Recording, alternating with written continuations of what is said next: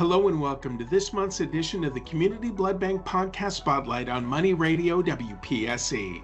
I'm Joe Martin, and today we're continuing our series highlighting the people who make local blood donation possible. I'm joined by Katey Cross, a dedicated donor chair with the Community Blood Bank of Northwest Pennsylvania and Western New York. Katey, thank you so much for being here with us today. Thanks for having me, Joe. I'm looking forward to it. Now, Katey, I've heard a lot about you, and it's my understanding that donor chairs play such an important role as the connection between the Community Blood Bank and their organization. How did you first get involved in this volunteer role? Sure, thanks for asking. So, 2023, I happened to start my role as the Director of Community Outreach at Erie Federal Credit Union, but that was also the same year that I was diagnosed with autoimmune hemolytic anemia. And that just basically means you don't want my blood. So I can't donate. And I thought, well, what can I do? And that's really where it came across with, luckily in my position, I had the opportunity to work with our neighbors down at the blood bank and create that partnership. Katey, I know you've helped organize blood drives where you work. Can you tell us what that experience is like and what makes those events so special for your team? It's actually really easy peasy. So it started off with the drive coordinator. I don't remember who reached out to who first. And it really is so seamless.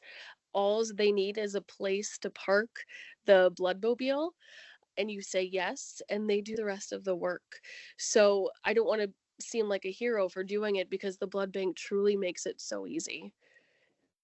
Katey, as I've been hosting this podcast, I've learned that recruiting donors can sometimes be challenging, but also very rewarding. How does it make you feel when you've successfully inspired someone new to give blood? Well, we have the wonderful opportunity at the credit union with our team AOK, or Acts of Kindness, where we're creating opportunities in the community to volunteer.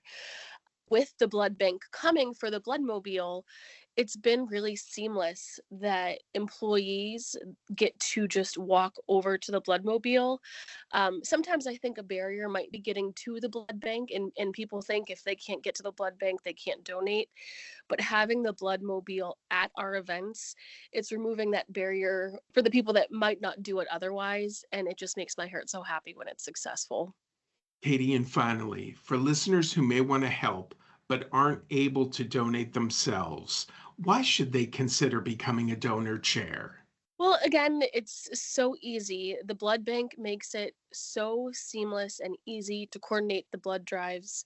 You really just give them a spot to do it. And I've said before, if you can't donate, coordinate. So you should coordinate a blood drive if you can't donate. Katey, thank you so much for sharing your story today and for the work you do to keep our local blood supply strong. Thank you so much. I really have to give credit to our generous employees and our members for giving the blood. I'm just the coordinator. Thanks again, Katey. Now to our listeners, if you'd like to learn more about donating blood or becoming a donor chair, visit forhearts.org. That's FOUR hearts.org to find out how you can help save lives in our community. This has been a WPSE podcast production sponsored by the Community Blood Bank of Northwest Pennsylvania and Western New York.